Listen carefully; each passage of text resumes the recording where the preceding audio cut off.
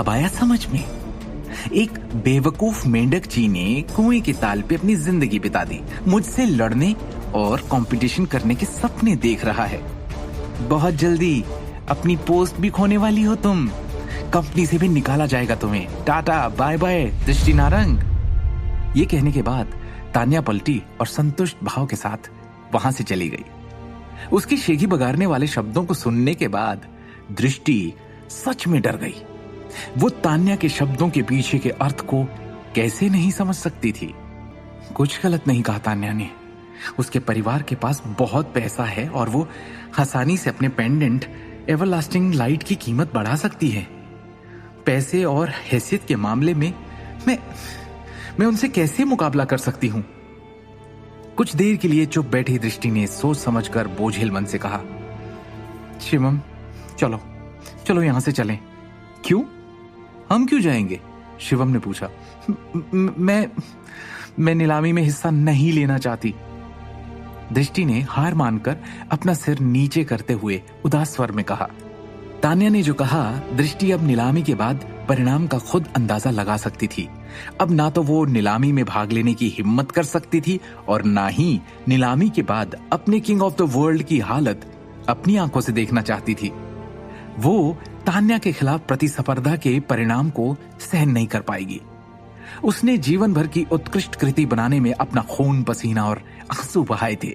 उसके जैसे रचनाकार के दृष्टिकोण से इसे अस्वीकार करते हुए देखना उसके लिए बहुत ही दर्द भरा होगा, खासकर तब जब वो पैसों की ताकत के बल पर कुचला जाएगा।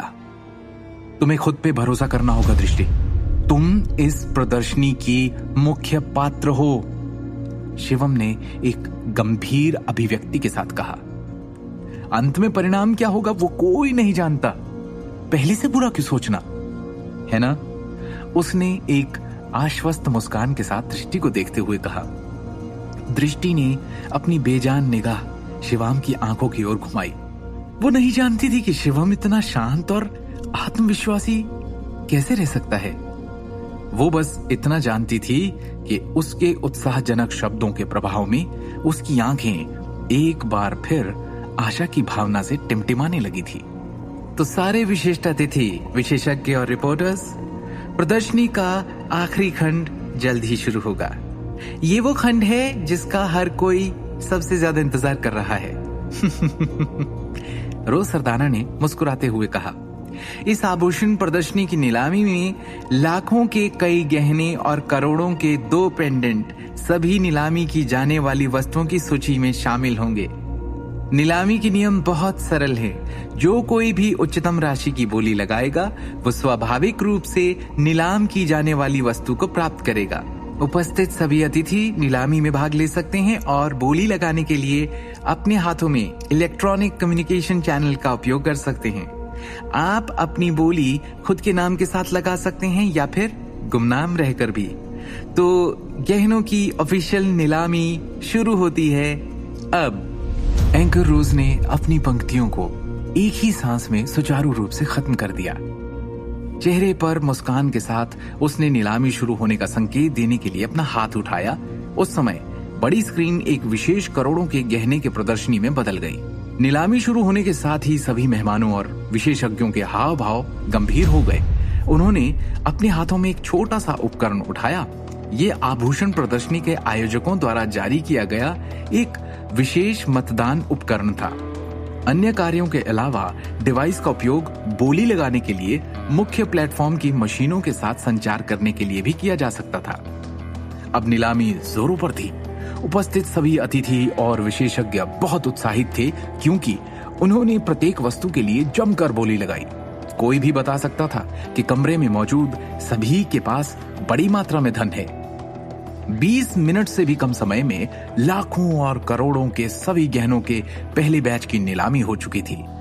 इस अवधि के दौरान दृष्टि स्पष्ट रूप से दबाव महसूस करना शुरू कर रही थी। वो सस्पेंस में कांप रही थी कि आगे क्या होगा। एंकर रोज ने गंभीरता से कहा, लेडीज एंड जेंटलमैन, इन 2 करोड़ों के हीरे के पेंडेंट, द एवरलास्टिंग लाइट और the king of the world की नीलामी एक ही समय में की जाएगी। इस समय 2 उत्तम महागुनी आयताकार टेबल ऊंचे मंच से निकालकर ऊपर उठे। प्रत्येक पर एक छोटा कांच का कैबिनेट रखा गया था जो एक चमकदार रोशनी से जगमगा रहा था। एवरलास्टिंग लाइट और किंग ऑफ द वर्ल्ड, दोनों के पास ना तो शुरुआती बोली होगी और ना ही उनकी बोलियों की कोई सीमा होगी। हर कोई अब आप बोली लगाना शुरू कर सकते हैं। रोज सरदाना ने माहौल को ऊपर उठाने के लिए आवाज उठाई। बोली के पहले कैमरे क्लिक होने की आवाजें आने लगी। इस घड़ी में मौजूद सभी पत्रकारों ने तस्वीरें लेने के लिए अपने कैमरे उठा लिए। आखिरकार हर कोई स्वाभाविक रूप से करोड़ों के मूल्य के गहनों के 2 पीसीज पर अपना पूरा ध्यान केंद्रित करेगा। इसलिए इस तरह के सीन को मिस नहीं करना चाहिए। इस समय प्रदर्शनी हॉल में उत्साह और जयकारों की लहर से उमड़ पड़ी। मौजूद सभी अतिथि और आभूषण विशेषज्ञ बोली युद्ध में भाग लेने के लिए तैयार हुए। हर कोई बेचैन था। तब तक हॉल में खांसने की आवाज आई। सबका ध्यान दर्श सिंघानिया की ओर गया, जो खांसकर अपनी सीट पर से खड़ा हो गया।